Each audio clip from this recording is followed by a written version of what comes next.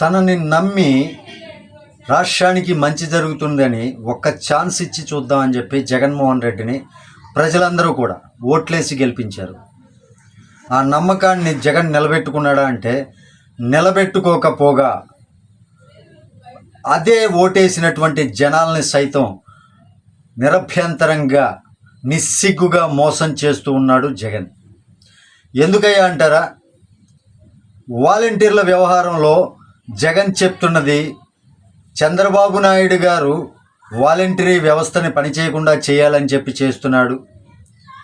కోర్టులో వేరే వాళ్ళ చేత కేసేపిచ్చాడు. అందుకే వాలంటరీ వ్యవస్థ అవ్వాతాతల్ని ఎండల్లో ఇబ్బంది పెడుతున్నాడు. పెన్షన్లు ఇంటి దగ్గరికి తీసుకెళ్ళనివ్వకుండానే కళ్ళబొల్లి కబుర్లు చెబుతూ అమాయకమైనటువంటి ప్రజల్ని ఇంకా ఇంకా మోసం చేస్తూనే ఉన్నాడు. తను పదవిలోకి రావటం కోసం సొంత బాబాయిని హత్య చేపించాడు. కోడికత్తి డ్రామా ఆడించాడు. ఇవన్నీ చేశాడు. సొంత బాబాయిని హత్య చేయటంలో జగన్మోహన్ రెడ్డి గారి పాత్ర ఉంది అనేది అందరి అనుమానం. సరే, అది పక్కన పెడితే వాలంటరీ వాళ్ళకి నేను ఉద్యోగాలు ఇచ్చాను, నేను 2.5 లక్షల ఉద్యోగాలు ఇచ్చాను అని చెప్తూనే వాలంటరీ వ్యవస్థని సైతం తన కూలీలుగా ఉపయోగించుకుంటున్నాడు జగన్. నేను ఈ మాట సాక్ష్యాధారాలతోనే చెప్తాను. ఒక్కసారి టెక్కలి నియోజకవర్గానికి సంబంధించినటువంటి ఎమ్మెల్యే అభ్యర్థిగా ఉన్నటువంటి దువ్వాడ శ్రీనివాస్ ఏం మాట్లాడుతున్నాడో వినండి. వాలంటీర్లతోటి కండువా వేసుకోలేదని, రాజీనామా చేయలేదని ఏ వాలంటీర్ దగ్గర నుంచి రిపోర్ట్ వస్తే ఆ వాలంటీర్ 5వ తారీఖు నుంచి ఉండడు. అప్పుడు మీరు చెప్పినా మేము వినము.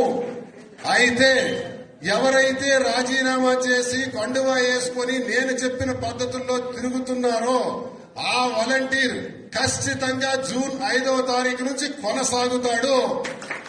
ఆ వాలంటీర్ జూన్ 5వ తారీఖు నుంచి కొనసాగుతాడు. ఇది క్లారిటీ. ఇంకెవరైనా కానీ రాజీనామా చేయలేదంటే వాళ్ళు మనకు పని చేయరు అని అర్థం. కండువా వేసుకోలేదు అంటే వాళ్ళు మనకు పని చేయరు అని అర్థం.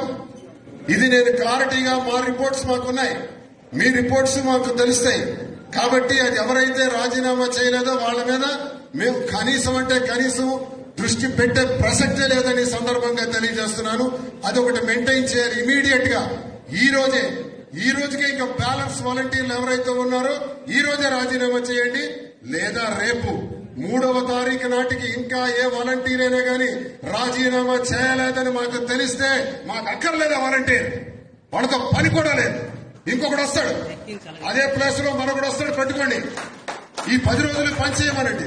ఈ 10 రోజులు ఎవరైతే పనిచేస్తాడో అతనే మన వాలంటీర్, అతనికే పెడతాం. ఇది మీకు స్పష్టంగా తెలియజేస్తున్నాను. మీరు ప్రతి గడపకు కూడా వెళ్లి ప్రచారాన్ని ఉధృతం చేయాలని కోరుతున్నాను. అయిపోయింది, మన తిరుగులు అన్ని అయిపోయినాయి. ఇక్కడి నుంచి మీరు ఎక్కడ ప్రచారంలో కూడా తగ్గకూడదని తెలియజేస్తున్నాను. పోలింగ్ నాడు కూడా మళ్లీ మనం సమావేశం ఇంత విస్తృతంగా పెట్టుకోవడానికి అవకాశం ఉండకపోవచ్చు. 13వ తారీఖు ఉదయం 7 గంటలకల్లా మనకి పోలింగ్ స్టార్ట్ అవుతుంది. 7 నుంచి 6 గంటల. విన్నారు కదా? తమ యొక్క కండువా కప్పుకోకపోయినా, తమకి అనుకూలంగా పనిచేయకపోయినా వాళ్ళ అంతు తేలుస్తామని, ప్రతి ఒక్క వాలంటీరు రాజీనామా చేయాలని, రాజీనామా చేసి తమకు అనుకూలంగా పనిచేయాలని, పని చేయకపోతే అలాంటి వ్యక్తుల్ని తీసివేస్తామని, ముందు ముందు వాళ్ళకి పార్టీతో సంబంధం ఉండదని ఇలా రకరకాలుగా అంటే బెదిరించే ప్రయత్నం చేస్తున్నాడు దువ్వాడ శ్రీనివాసరావు. వైకాపా నేతలందరూ ఇంతే వాలంటీర్ల చేత రాజీనామాలు చేపిస్తున్నారు. ఎందుకు చేపిస్తున్నారు? ఎందుకు అంటే వాలంటరీ వ్యవస్థనే వాళ్ళ యొక్క కూలీలుగా మార్చుకొని వాళ్ళ యొక్క పనులు చేపించుకోవడం కోసమే. ఇచ్చేది ప్రజల సొమ్ము నుంచి తీసి జీతాలు ఇస్తున్నారు గవర్నమెంట్ అధికారుల్లాగా, చేపించుకునేది వాళ్ళ సొంత పనులు.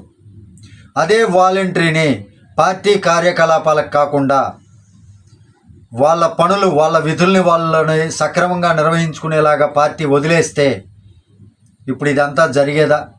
అవాతాతల పెన్షన్లు ఇవ్వటం వాలంటరీ చేతుల్లో నుంచి తీసేసేదా ఈసీ? దీనికి కారణం ఎవరు? జగన్మోహన్ రెడ్డి. కానీ నిందలు వేస్తుంది ఎవరిపైన? ప్రజల దృష్టిలో చంద్రబాబు నాయుడిని దోషిని చేయటమే ప్రధాన లక్ష్యంగా ఇబ్బందులకు గురి చేస్తున్నాడు. లేదు అంటే ఈ సచివాలయ ఉద్యోగులు, సిబ్బందులు ఉన్నారు కదా, ఒక 4 రోజులు ఇళ్లమ్మడి తిరిగిస్తే చస్తారా? అలాంటి పనులు చేపించలేదా గవర్నమెంట్? చేపించుకోవచ్చు కదా. లేదు టీచర్లని సారా షాపుల దగ్గర, సారాయి దుకాణాల దగ్గర పనులు చేపించారు కదా టీచర్లని. అలాంటి టీచర్ వ్యవస్థని వాడుకోవచ్చు కదా పెన్షన్లు ఇవ్వడానికి. మనసుంటే మార్గం ఉంటుంది. కానీ అవేమీ కాకుండా వాలంటరీ వ్యవస్థను అడ్డం పెట్టుకొని టీడీపీ మీద బురద చల్లే ప్రయత్నం చేస్తున్నాడు జగన్. అర్థం చేసుకోవాలి. ఇకనైనా ప్రజలు కళ్ళు తెరిచి జగన్ లాంటి దుర్మార్గుడు దుష్టుణ్ణి పదవి నుంచి తొలగించి కుక్కను కొట్టినట్టు కొట్టాలి. ఇదండి. Thank you. జై హింద్.